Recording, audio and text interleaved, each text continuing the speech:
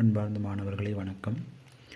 எங்களுடைய இந்த யூடியூப் சேனலினூடாக நாங்கள் தினமும் ஒரு கணித வினாவை உங்கள் முன்வைத்து அது தொடர்பாக கலந்துரையாடி அதற்கான புள்ளி திட்டத்தையும் உங்கள் முன்னிலையில் வகுத்து வழங்குவதற்காக நாங்கள் எதிர்பார்க்கின்றோம்.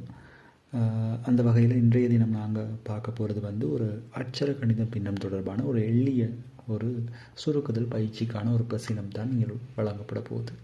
இந்த வகையில் பார்த்தீங்கன்னா இன்றைக்கில் பகுதி எண்கள் சமனாக இல்லை. இந்த அட்சர கணித பின்னங்களை பொறுத்த வரைக்கும் அது கூட்டலாக இருந்தாலும் சரி கழித்தலாக இருந்தாலும் சரி பகுதி எண்கள் சமனாக இருக்கணும். அப்போ இங்கே 2x இருக்குது, இங்கே x இருக்குது. இப்போ பகுதி எண் சமனாக இல்லாதனால அப்போ நாங்கள் என்ன செய்கிறோம், இந்த எக்ஸை 2x ஆக்குறதுக்காக இது 2ஆல் பெருக்கிறோம். இந்த பின்னத்தை நாங்கள் திரும்ப இங்கே எழுதியிருக்கோம். அந்த வகையில் இப்போ இந்த எக்ஸை 2x ஆக்குறதுக்காக 2ஆல் பெருக்கணும். கட்டாயம் பின்னத்தை நாங்கள் கீழே பெருக்கணும், மேலேயும் பெருக்கணும். அதே மாதிரி தான் இப்போ நாங்கள் ஒன்றும் செய்ய தேவையில்லை. அது 2x ஆகவே தான் இருக்குது. அது மேலே ஒன்று அப்படியே போடுங்க.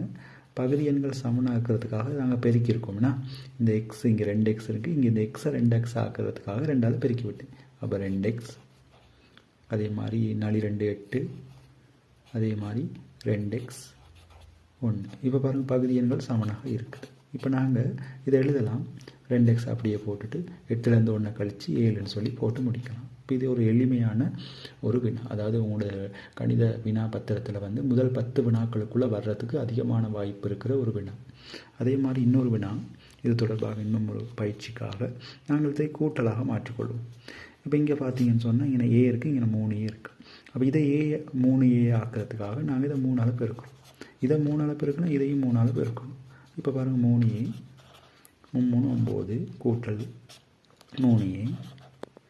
அதே மாதிரி மேலே 1 இருக்குது. பகுதி எண்கள் சமனாக இருக்கிறனால 3a அப்படியே போடுவோம்னா 3a அப்படியே போட்டுட்டு 9ஐயும் 1ஐயும் கூட்டி 10ன்னு சொல்லி போட்டு முடிக்கலாம். ஒரு எளிமையான ஒரு வினா.